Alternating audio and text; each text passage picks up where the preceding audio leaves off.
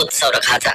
वो राजा वृद्ध हो चला था लेकिन अभी भी सिंहासन पर बैठा हुआ था और उत्सव में उसने अलग अलग राज्यों के राजाओं को बुलाया था।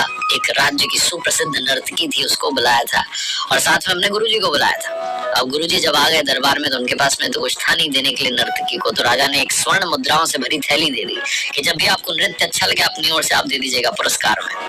पूरी रात नृत्य चलता रहा, पूरी रात जो है नृत्य का उत्सव चलता रहा और जब ब्रह्म बेला आई, सुबह का समय आया, तो जो तबला बजा रहा था, संगीत दे रहा था, वो ऊँघने लगा, उसको नींद आने लगी। नर्तकी ने धीरे से देखा कि तो ऊँघ रहा है। राजा को पता चल गया तो राजा जो है इसको दंड दे देगा, इसको सजा मिल जाएगी। तो इसलिए नर्तकी ने अपने तबले वाले को जगाने के लिए, आगाह करने के लिए एक दोहा पढ़ा कि घड़ी गई थोड़ी रही या में पल पल जाए, एक पलक के कारण यूं ना कलंक लगाए, यूं ना जन्म गवाए। जैसे ही ये बात तबले वाले ने सुनी, वो अलर्ट हो गया, सतर्क हो गया और शानदार तरीके से बजाने लगा तबला। और जैसे ये बात बाकी लोगों ने वहां पर सुनी, जो राजा का बेटा था, जो युवराज था, वो दौड़ के आया और उसने अपना मुकुट नर्तकी को दे दिया कि मेरी ओर से आपके लिए। तभी जो राजा की बेटी थी, राजकुमारी थी, वो दौड़ के आई और उसने अपना हार जो है नर्तकी को दे दिया कि मेरी ओर से भेंट आपके लिए। तभी गुरुजी अपने आसन से उठे और जाकर के स्वर्ण मुद्राओं की पूरी थैली उसको दे दी कि सब तुम्हारा, मैं चला।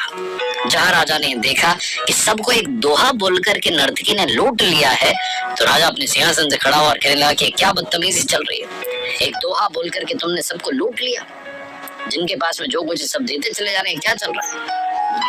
राजा उसको डांटने लगा। तभी राजा के गुरु ने कहा कि बस राजन, इसको कुछ भी मत कहिए, इसके एक दोहे ने आज मेरी आंखें खोल दी। मैं पूरी उम्र, पूरे जीवन तपस्या करता रहा, जंगल में, वन में रहा, भगवान की भक्ति करी और आज आपके कहने पर यहाँ नर्तकी का नृत्य देखने लगा, नर्तकी को स्वर्ण मुद्राएं पुरस्कार में देने लगा। इसके दोहे ने तो मुझे समझा दिया कि घड़ी गई थोड़ी रही, थोड़ा सा तो जीवन बचा है, या में पल पल जाए, एक पलक के कारण यूं ना कलंक लगाए, यूं ना जन्म गवाए। समझा दिया इसने मुझे, ये मेरी सबसे बड़ी गुरु, इसने बताया कि भैया थोड़ा सा समय बचा है, जाकर के भक्ति करो। तभी राजा का बेटा राजकुमार कहने लगा युवराज कि महाराज आप इतने वृद्ध हो गए हैं पिताजी, लेकिन आप कुर्सी नहीं छोड़ रहे हैं, सिंहासन नहीं छोड़ रहे हैं। आज मैं सिपाहियों के साथ मिलकर के आपकी हत्या करने वाला था, लेकिन इस नर्तकी के दोहे ने मुझे समझाया कि घड़ी गई थोड़ी रही, थोड़ा सा समय बचा है, आज नहीं तो कल पिताजी तुम्हें कुर्सी सौंप ही देंगे, राजा तुम बन ही जाओगे। क्यों अपने पिता की हत्या का कलंक लेते हो, इसलिए मैंने अपना मुकुट इनको भेंट कर दिया, इन्होंने मुझे जीवन की सबसे बड़ी बात सिखाई। तभी राजा की बेटी बोल पड़ी कि पिताजी आज मैं महावत के साथ भागने वाली थी शादी करने के लिए, क्योंकि आप मेरा विवाह नहीं करा रहे, मैं विवाह के योग्य हो चुकी हूँ, आपको मेरी जो है चिंता ही नहीं है। लेकिन जहां ये मैंने सुना दोहा तो मुझे समझ आया कि थोड़ा समय बचा है, आज नहीं तो कल पिताजी मेरा रिश्ता तय करा देंगे, इसलिए मैंने भी विचार त्यागा और अपना हार जाकर के इनको भेंट कर दिया।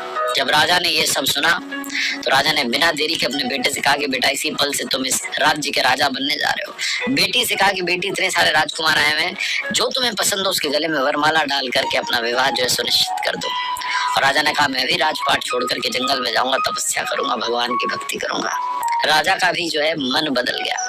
और जब ये सब होने लगा तो नर्तकी ने सोचा कि मेरे एक दोहे ने सबके जीवन को पलट दिया और मैं अभी भी यही कर रही हूँ। नर्तकी ने भी डिसीजन लिया कि वो नृत्य का काम छोड़ करके अब भगवान की भक्ति करेगी।